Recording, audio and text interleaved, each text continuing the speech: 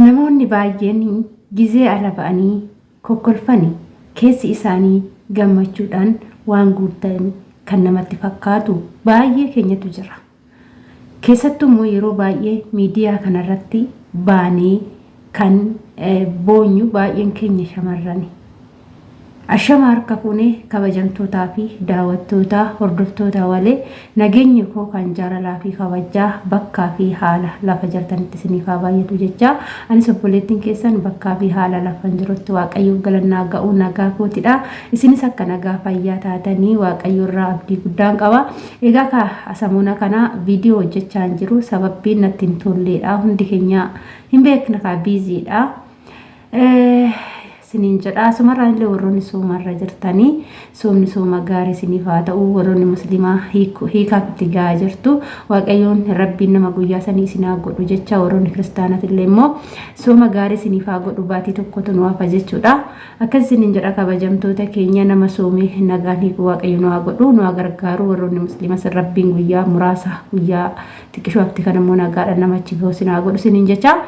Egaa viidiyoon irra qabadhee gara keechaan dhufe immoo viidiyoo maaliitii hojjettanii viidiyoo kanarra waa barattu hanga xumuraatitti dhaggeeffadhaa isif fayyaduu danda'a waan ta'eef jechuudha. Ilmi namaa namni guutuu ta'ee addunyaa kanarra jiraatu hin jiru. Baay'een keenya hir'uudha. Garuu yoo gadi baanee haasofnu yoo gadi baanee taphannu guutuu fakkaanna jechuudha. Egaa shamarran biyya kee ormaa keessa hojjettan keessattuu kan gaa'ila ijaarrattanii biyyaa baatan akkasumas kan jaalallee yookaan immoo boru abbaa manaa naa ta'a jettanii abdattanii baatanii fi akkasumallee immoo namoonni qalabatii godhattanii manaa baatanii viidiyoon kun baay'ee isin fayyada barumsa isinii ta'a jedhee yaada akka mataa kootitti jechuudha. Kanaafuu viidiyoo kana dhaggeeffadhaatii itti fayyadamaa isiniin jedha. Baay'een keenya shamarran gaa'ila ijaarrannee biyyaa baanee abbaa manaa irratti ofgatuudhaan waan inni nuun jedhe qofaan adeemuudhaan wantoota asirraa hojjennee baatii baatiidhaan argannu gara isaa dabarsuudhaan inni kana hojjechaa jira sana hojjechaa jira nuun jedhe jechuma isaa san qabannee tole jennee adeemuudhaan kan beekamnu baay'ee keenyatu jira. Akkasumallee immoo kan immoo qalabatii yookaan immoo nikaa isa jedhamu godhannee warroonni baanee dhufnee baay'een keenya immoo isumarraan boruun itti gala boruun abdadhee waan ta'eef maal rakkoo qaba silaa nikaa walirraa qabna maal rakkoo qaba silaa qalabatee walirraa qabna jecha jedhurraan kan itti of gadhiifnee waan inni nuun jedhu karaa inni nuun jedhu irra deemnudha. Shamarran immoo nuti shamarran biyya ormaa baay'een keenya kan miidhamnetu caala jechuudha. Kan fayyadamanirra kan miidhamate hedduutu caala. Kanaaf jechuudha akkasumas warroonni jaalattanii boruun itti heeruma jettanii maallaqa ergitan kunniin hunda keenya nu fayyada viidiyoon kuni. Egaa gaagaa jalqaba maaliif kana jette waleen jechuun keechaniin ooltanii asumarraan obboleettiin teenya takka akkuma kiyyaaf keechanii hojjetadhee tanan jiruu kiyya jireef jijjiiradha. Jiruu kana keessatti abbaa manaa kiyyas taa'ee in ilaalu jettee akka nama kamittuu biyya ormaatitti dhuftee hojjechuuf ofitti murteessitee biyya ormaa kana dhuftee hojjettee jirti.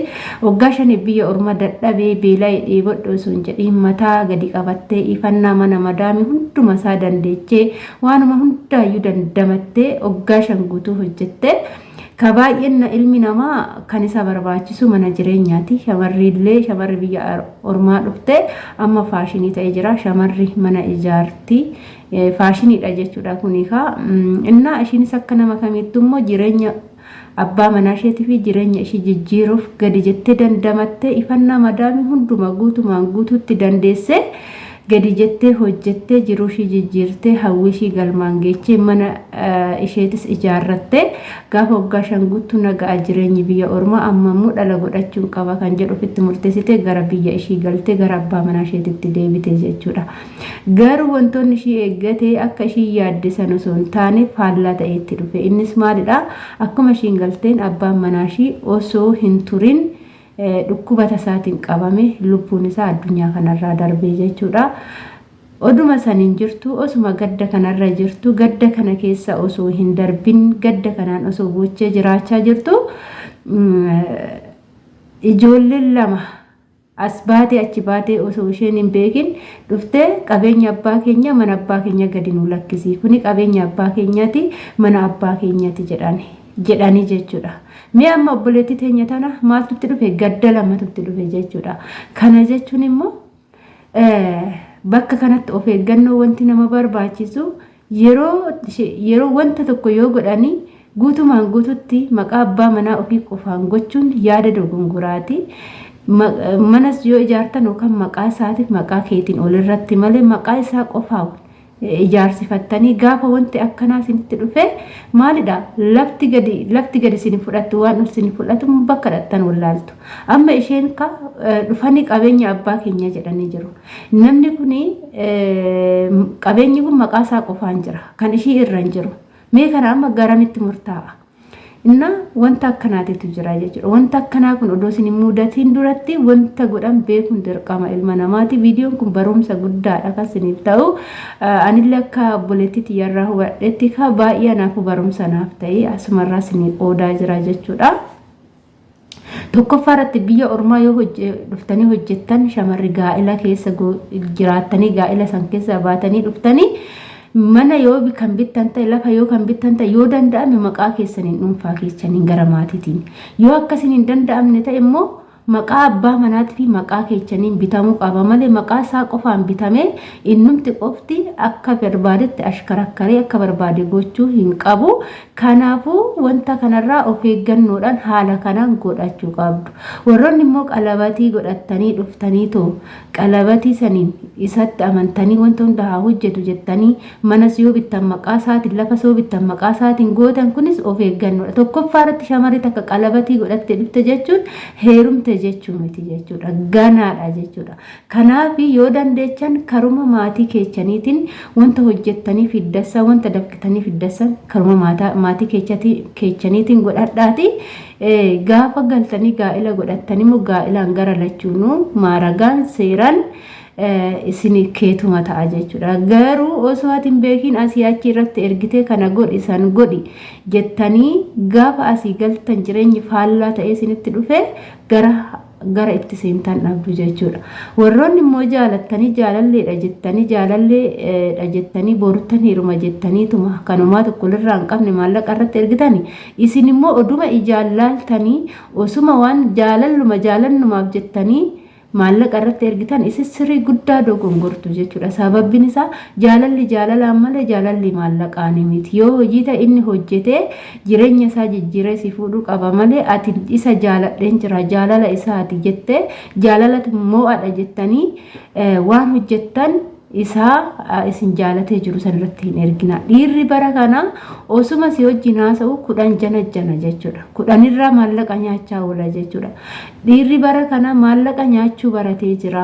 Dhiira hunda jechaa hin jiru. Namoonni akkas godhan hedduutu jira malee dhiironni immoo akka keenya biyya ormaatitti mataa isaanii gadi qabatanii hojjetatanii jireenya isaanii jijjiiruuf makaraa isaanii argaa jiran baay'eetu jira. Warroonni immoo taa'aniituma shamarran biyya ormaa jirtuuf maallaqa irraa nyaatan baay'eetu jira. Warroonni immoo biyyuma ormaa ergachuuf jedhanii daa'ima kichuu biyya keessatti makaraa godhanii fuudhaa jiranis baay'eetu jira. Yeroo amma baay'een daa'ima waggaa 15 hin guunne akka ishiin yookaan barattee barumsa isheen xumurree yookaan immoo hin jenne fuudhanii maal godhu biyya ormaa ergatu jechuudha. Dhugaa isinitti hima bakka shamarri gabaree dhiiraa taatee jirti ashkara dhiiraa taatee jirti fuudhu biyya ormaatti ergatu saniin booda isaan achi taa'anii harka kiisii naqatanii itti fayyadamu jechuudha. Kanaaf wanna akkanarraa shamarri keenya of eeggannoo guddaa godhadhaa. Asii galtanii hin miidhaminaa. Asii galtanii caba laman cabinaa. Gola ormaa keessatti gola namaa keessatti caba cabnee mataa keenya gadi qabannee dubbachuu hin dandeenyu. Hafuura baafachuu hin dandeenyu. Obsinee waa hundumaa dandamannee gaafa asii galle lammata gaafa kufne garuu kufaatiin kun miidhaa guddaa namarraan ga'a achillee ka'uun hin danda'amu jechuudha.